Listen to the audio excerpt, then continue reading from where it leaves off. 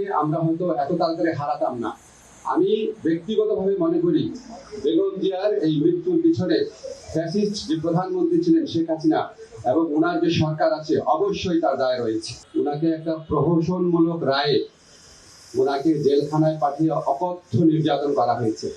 বেগম খালেদা জিয়াকে যেই মামলায় দোষী সাব্যস্ত করা হয়েছে, এটা যে প্রহসনের একটা রায় ছিল, এটা যে একটা সম্পূর্ণ সাজানো রায় ছিল, এটা আমাদের সর্বোচ্চ আদালতের আপিল এবং রিভিউর মধ্যে দিয়ে প্রমাণিত হয়েছে। সর্বোচ্চ আদালত সুপ্রিম কোর্টের আপিলের ডিভিশনের রায়ের মধ্যে বারবার বলা হয়েছে যে বেগম জিয়াকে যেই মামলায় সাজা দেওয়া হয়েছে সেটা সম্পূর্ণ রংলি, উদ্দেশ্য প্রণোদিতভাবে, জিজ্ঞাসা প্রসূতভাবে ওনাকে সাজা দেওয়া হয়েছিল।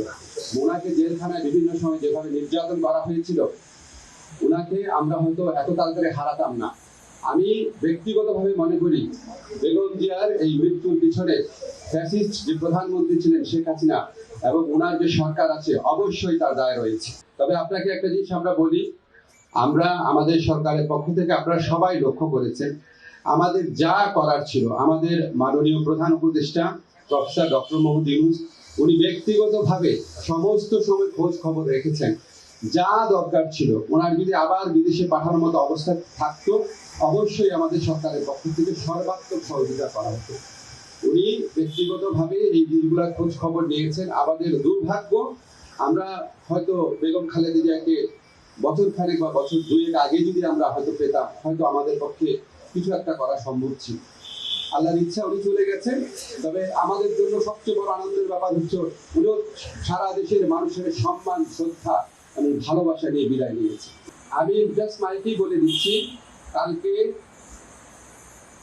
মাননীয় প্রধান উপদেষ্টার নির্দেশক্রমে আগামীকাল জানাজা এবং দাফন অনুষ্ঠান সার্বিকভাবে কোঅর্ডিনেশন করার জন্য 12:30টার সময় এখনই আমরা স্বরাষ্ট্র মন্ত্রণালয়ে বসছি। এছাড়াও বিভিন্নভাবে কোঅর্ডিনেট করা হচ্ছে। আমরা চাই এই আগামীকালের যে জানাজা এবং দাফন এটা যেন সুশৃঙ্খলভাবে অনুষ্ঠিত হয়। আপনারা সবাই সহযোগিতা করবেন। আপনারা গণমাধ্যম এই স্বৈরাচারী ফ্যাসিস্ট সরকারের পতনের পর যেভাবে সরকারকে বিভিন্ন কাজে সহযোগিতা করছেন, আমরা সত্যি কৃতজ্ঞ। আগামীকাল ইনশাআল্লাহ আমরা আপনাদের সহযোগিতা পাবো।